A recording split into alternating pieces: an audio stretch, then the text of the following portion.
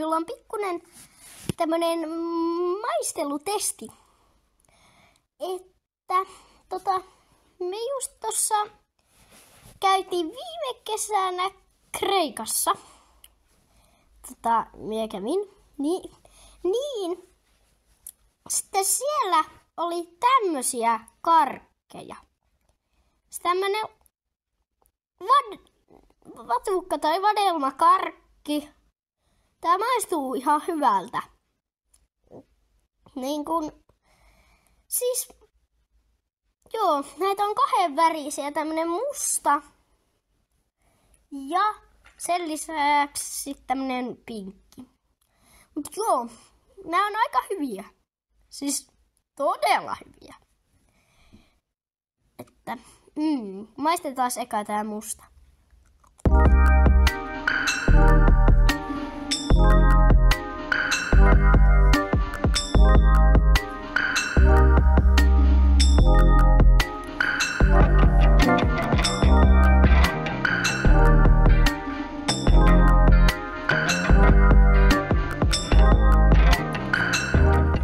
Joo, todella hyvä.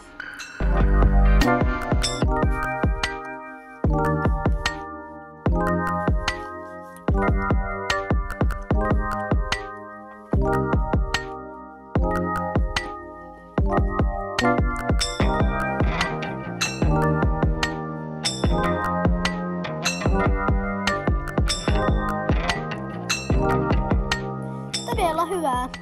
Varmaan joku 4/5 tai 3/5, en oo varma. Mut todella hyvää. Joo, tommosia Haribon jotain ihme vadelmakarkkeja. En minä tiedä. Mutta joo, todella hyviä. Joo, ja kiitos vielä 51 tilaajasta.